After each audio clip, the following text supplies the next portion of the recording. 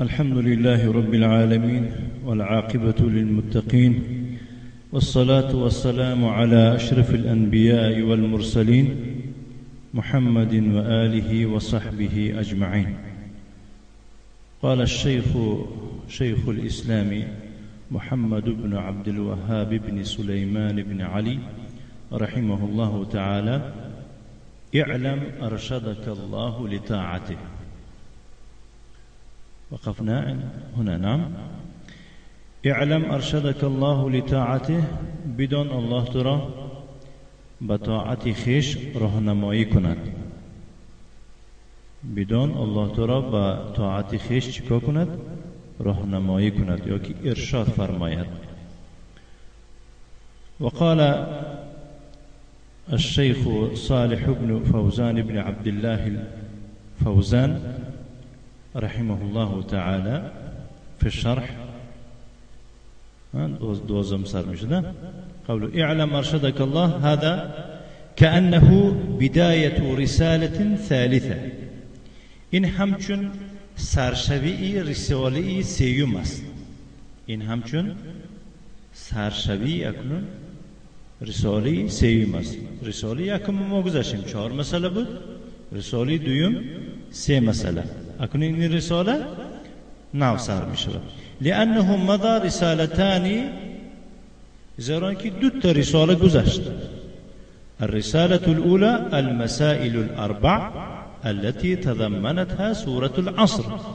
رساله یکم 4 مسئله بود که در بر گرفت اون 4 مسئله را سوره عصر، یعنی که همین اون 4 مسئله را یک سوره والعصر در نظر داشت، در درون داشت، تضمنتها در بر گرفت.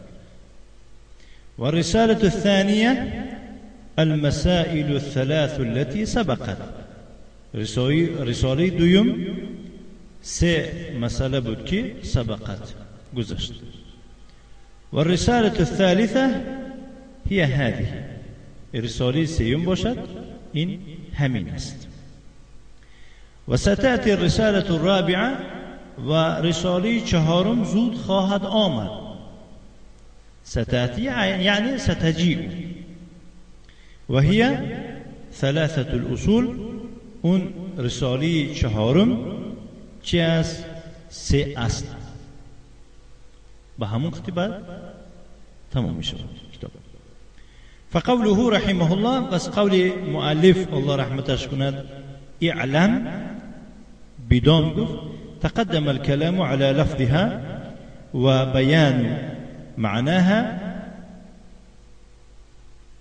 یعنی که سخن گذشت درباره لفظ اعلام و درباره مثلا و تقدم الكلام في بيان او معناها، یا که در بیان معنای و گذشت.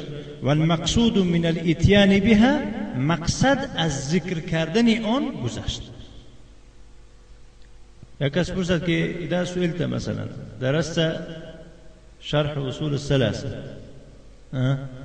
الشيخ صالح الفوزان، ما معنى، ماذا قال تحت كلمة اعلم؟ ماذا تقول؟ اعلم يعني تعلم وتيقن وافهم.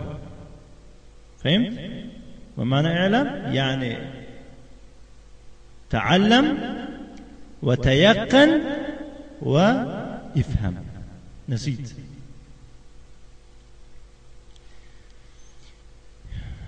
قوله ارشدك الله، قول مؤلف کی الله تو ارشاد فرماید، راهنمایی کند. هذا دعاء من الشيخ رحمه الله تعالى لكل من يقرأ هذه الرسالة. این دعاست از کی؟ از شیخ. از کدام شیخ؟ شیخ محمد بن عبد الوهاب. دعاست برای کی؟ برای هر یک قد کوچنگی نه. لكل من يقرأ هذه الرسالة، برای هر کسی که این رساله را میخواند. چخل میخواند؟ هم تو خوانده میگذار در کلش یکون چیز نمیگیرد. نه، محتما متفهما لها، این رساله را فهمیده. هم تو خوانده گذاشته نه، فهمیده. متفهم معنوش این که یعنی اندک خوانده درک میکرد که آدمی بگن یطلب العمل بها، طلبی عمل میکند به این رساله. برای همون آدم دعا کردی است که این رساله را میخواند و میفهمد و طلب دارد که به این رساله چیکار میکند؟ عمل میکند. این دعا برای همون آدم است. فهمیده؟ یعنی این دعا برای ما اون وقت میشود که ما این رساله را خوانیم، فهمیم و طبق این چیکار کنیم؟ عمل کنیم. مفهوم؟ بأن یرشده الله، چی دعا کرده است برای چنین کس که الله او را ارشاد فرماید. الله او را چیکار کند؟ یعنی الله او را ارشاد فرماید. والارشاد هو الهدایة الى الصواب، وی راهنمایی کردن است به توغریگی، به راستی. صواب گفته راستی را میگه. و توفیق، ارشاد چیست؟ ارشاد این توفیق است، یعنی الله تو را توفیق دهد. گفته شده است. فهمیده؟ توفیق برای چی؟ برای عملی منفعت، برای علم فایده آور و برای عملی صالح. یعنی دعا کردی است میگو که من از الله برای تو مسئله دارم که تو را به توغرگی راه، یعنی به راه راست هدایتت کند و توفیقت دهد، یعنی یاردمت دهد به آموختن علمی منفعتناک و به انجام دادن عملی چی؟ صالح. و رشد ضد الغی، رشد چیست؟ رشد اساسا راه راست است، غی زلالت است. و رشد ضد الغی. ما معنى الرشد؟ تقول والرشد ضد الغی. رشد این ضد غی است. رشد راه راست است و غی گمراهی است. قال تعالی، الله تعالی فرمود که قد تبین الرشد من الغی، به تحقیق روشن شد، انق شد راه راست از راه زلالت. راه راست از راه زلالت چی شد؟ انق شد. البقره. لا اکراه فی الدین قد تبین الرشد من الغی. وقال تعالى وإن يروا كل آية لا يؤمنوا بها، و اگر اونها تمام معجزه را بینن، تمام نشونه های را بینن که اون نشونه ها دلالت به بودن الله میکنند، همه اونها را بینن، این ناباورها کافرها لا یؤمنوا بها، به همطور هم اونها ایمان نمیارن به اونها، باورشون نمیکنن. و این یروا سبیل الرشد، اگر راه راست بینن لا یتخذوه سبیلا، یعنی که به اون راه نمیرن. و این یروا سبیل الغی یتخذوه سبیلا. تمام شد خلال؟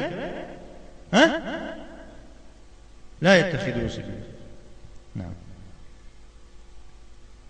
اگه جای نه در دوامش بسن. و این یروا بسن. و این یروا سبیل الغی، اگر راه زلالت بینن یتخذوه سبیلا، راه گمراهی رو بینن به همون راه میرن. مفهوم؟ سوره اعراف نگاه کنید 146 و رشد هو دین الاسلام، مراد از رشد در اینجا دین اسلام است. و الغی دین ابی جهل و امثاله. غی چیست؟ گمراهی. این دین ابو جهل و امثال او، هم مانندای او، هم عقیده های او، هم روای او، هم دمای او. قوله ارشدك الله لطاعته، قول شیخ الاسلام محمد بن عبد الوهاب گفت که الله تو را به طاعت خویش ارشاد فرماید، راهنمایی کند. هذا دعاء عظیم، این دعای بزرگ است. فإن المسلم اذا ارشده الله لطاعته، چون که مسلمان وقتی که الله او را به طاعت خودش راهنمایی کند، فقد سعید فی الدنیا والآخره، به تحقیق هم در دنیا و هم در آخرت چی میشد؟ سعادتمند میشد، خوشبخت میشد. مفهوم؟ طاعت چیست؟ و الطاعت هی امتثال ما امر الله به و اجتناب ما نهى الله عنه. مفهوم؟ طاعت چیست؟ اینو عربی میپرسد یک کس ما معنى الطاعة؟ وامتثال ما امر الله به واجتناب ما نهى الله عنه. نرازت کردن نکره امرهای الله را به جا آوردن و از منع کرده هاش یک جانبه شدن، اجتناب ورزیدن، دور شدن. هذه هي الطاعة. طاعت نمین است. کسی که گفت که من الله را اطاعت میکنم باید که امر کرده های او را اجرا کند و از منع کرده هاش دور شود. مفهوم؟ ان تطیع الله فی اوامره فتفعله. الله را در امر کرده هاش اطاعت میکنی. الله را در امرهاش اطاعت میکنی، یعنی فتفعلها. با چیکار شو میکنی؟ امر کرده هاشا میکنی آنها را. و فی نواهیه، الله را در منع کرده هاش با اطاعت میکنی. الله را در منع کرده هاش الله گفته باشد که من این منع کردم با تو اطاعتش کنی. اطاعت چخیل میشه در منع کرده؟ فتجتنبها، از اونها یک جانبه میشی. برای چی؟ امتثالا لامر الله و ابتغاء وجه الله عز وجل ترجو ثوابه. برای خاطر اطاعت کردن فرمانهای الله و برای خاطر طلب کردن روی او تعالی ترجو ثوابه، امید میکنی ثواب او را. یعنی همین امر کردگیاش به جا میبیاری، از منع کردگیاش دور میشوی به خاطر الله، به خاطر دادان بیند، اکام بیند، فلان بیند، نه، به خاطر الله. در پیش چشم مردم و در هنگامی در پشت سر مردم. مردم بینند نبینند کاردار میشی. مهم باید که تو الله دیده ایستاد از گفته اینه به خود حس کنید. فهم؟ و تخاف عقابه، باید که تو از عذاب و از جزا و از عذاب او ترسی. فمن وفق لطاعت الله و ارشد لطاعت الله فانه یسعد فی الدنیا والآخره. پس کسی را که به طاعت الله توفیق داده شود و به طاعت الله راهنمایی کرده شود، البته او سعادتمند میشد، هم در دنیا و هم در آخرت.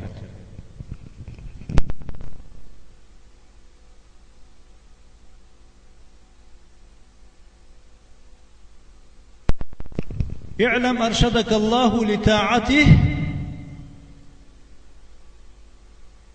ان الحنیفیت، ان همزه در بالا میشه، ان الحنیفیت ملت ابراهیم میشه. ملتون نهو ملت. با درستی حنیفیت ملت ابراهیم است. یک کس پرسد که حنیفیت چیست؟ میگه حنیفیت این ملت ابراهیم است. اما معنای حنیفیت چیست؟ معنای ملت چیست؟ میگه حاضر. قوله ان الحنیفیت، هنا خطأ، ان الحنیفیت، ان الحنیفیت همزه يكون فوق، ان الحنیفیت ملت ابراهیم. بدرستی حنیفیت ملت ابراهیم است. ای الذي يجب ان تعلمه، اونی که واجب است باید که تو او را دانی، و ان تعرفه، و باید که تو او را شناسی. همین است که ان الحنیفیت ملت ابراهیم، حنیفیت چیست؟ ملت ابراهیم است. باید تو این شناسی و دانی. این واجبه برای تو حنیفیت دانستنت که این مراد از حنیفیت کی بوده است و چی بوده است؟ ملت ابراهیم بوده است. والحنف فی اللغت المیل، حنف در لغت به معنای میل است، میل کردن. مثلا یک انسان راه میره آسا آسا طرف دست راست میگردن، یا که آسا آسا رای راست میبینه آسا آسا با طرف چپ، اینه میگن میل کرد، میل کردن، توپ خوردن. فمعنى الحنیفیه، بس معنای حنیفیت چی بوده است؟ اینم خود یک تاب خوردن، میل کردن آخر.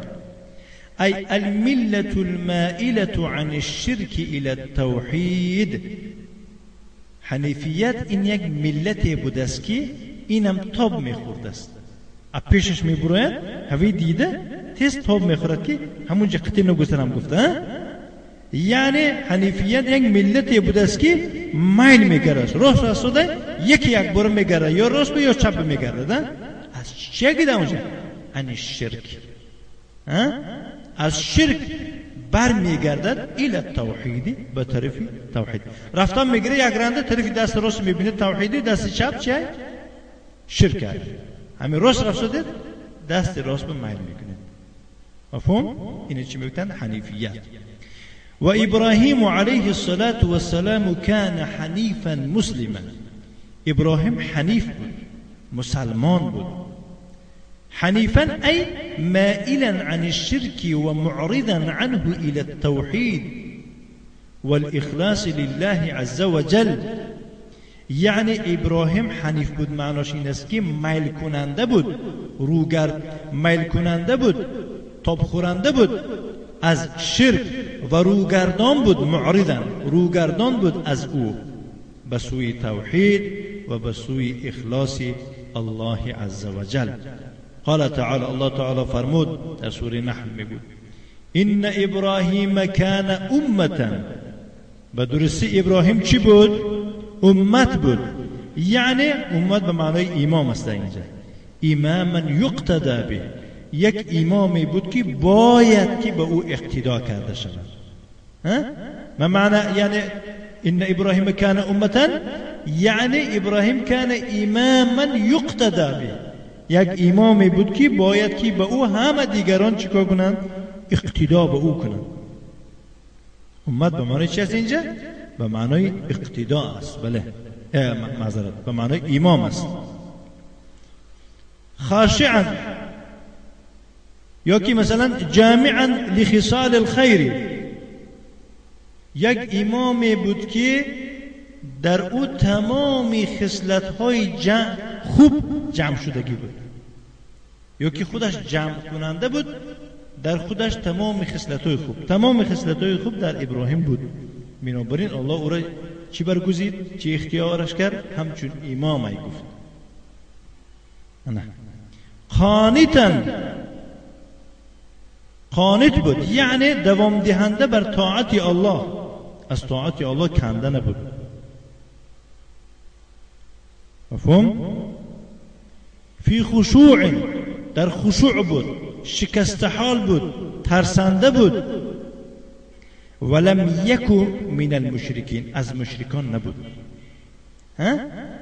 از مشرکان نبود معناش که نه کان حنیفا مسلما، معناش حنیفا روگردان بود از تمام شرک ها به توحید و به اخلاص.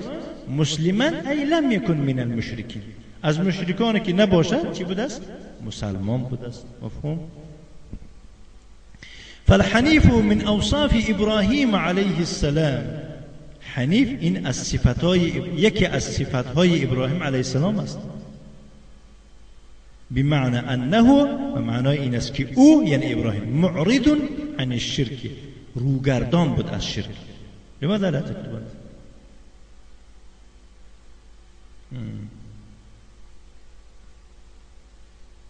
و مائل عنه، روگردان بود، میل کننده بود از شرک. الضمیر راجع الى الشرك بالكلية، تماما از تمام انواع الشرك، الشرك خفي، الشرك صغير، الشرك كبير، شرك اکبر، شرك اصغر، تمام نوعهای شرک ابراهیم چی بود؟ بالکل، کلیه روگردان بود به توحید. متوجه بكل وجهته او وجهه ترمشد وجهته الى التوحید والاخلاص، به تمام روی آوریش روی آور بود به سوی توحید و به سوی اخلاص الله عز وجل. قال تعالی، الله تعالی فرمود ثم اوحینا الیک، سپس ما به تو وحی فرستانیدیم، ان اتبع ملت ابراهیم حنیفا، کی پیروی از ملت ابراهیم کن. ما به تو وحی فرستاندیم که پیروی از ملت ابراهیم کن. از ملت ابراهیم کنده نشو گفتیم. حنیفا، حنیف بود ابراهیم، یعنی میل کننده بود از تمام دینهای دروغ به دین حق. وقال سبحانه، الله تعالى فرمود، الله سبحانه وتعالى فرمود: ما كان إبراهيم يهوديا ولا نصرانيا. إبراهيم نه يهودي بود و نه نصرانی بود، ولكن كان حنيفا مسلما، ولی او حنیف بود، یعنی میل کننده از تمام انواع شرک به سوی توحید و اخلاص الله. مسلم بود، مسلمان بود. معنی مسلمان چه است؟ و ما کان من المشرکین، یعنی از مشرکان نبود. هذه اوصاف ابراهیم العظیمه علیه السلام. این صفتهای بزرگ ابراهیم علیه السلام است. این صفتهای چند؟ صفتهای بزرگی که ابراهیم علیه السلام. منها، از جمله، یعنی بعض صفتهای ابراهیم این است که انه کان حنیفا، و حنیف بود، و ان ملته الحنیفیه، ملتی و حنیفیه بود. ملتش چی بود؟ حنیفیه، یعنی میل کننده از تمام دینهای دروغ به دین حق.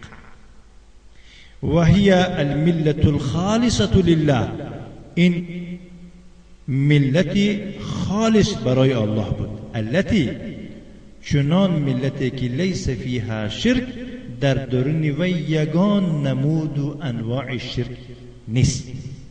مفهوم؟ وقد امر الله نبيه صلى الله عليه وعلى آله وسلم أن يتبع هذه الملة بقوله.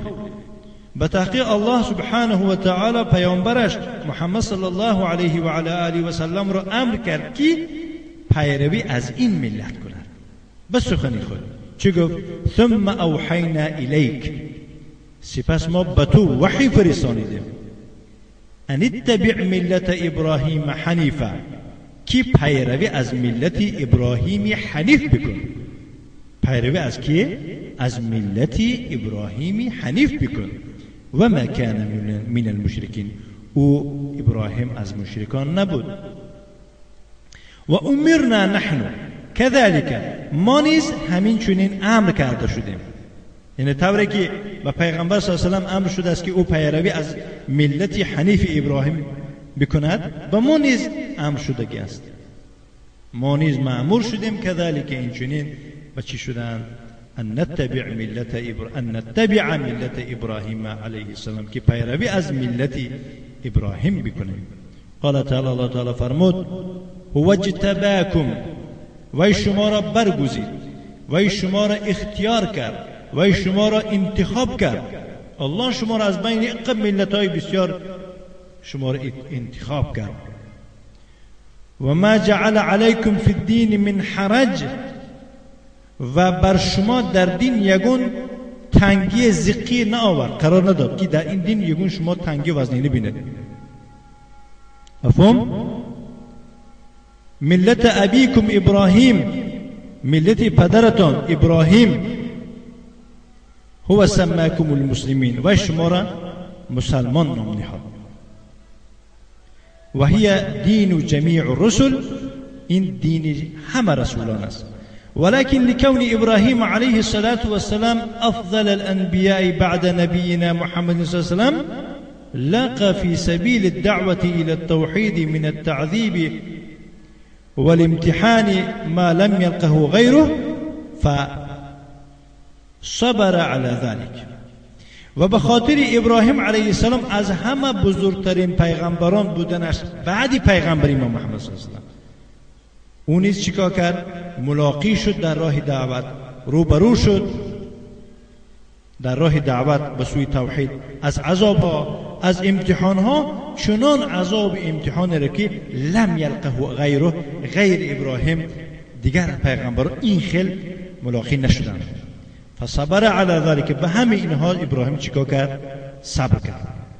ولکونه ابا الانبیاء، و برای خاطر پدر پیغمبران بودنش، فإن الأنبياء الذين جاءوا من بعده، با درستی پیغمبرانی که بعد او آمدن، من بعد كلهم من ذریته علیه الصلاة والسلام، همه اونها از فرزندان او علیه الصلاة والسلام.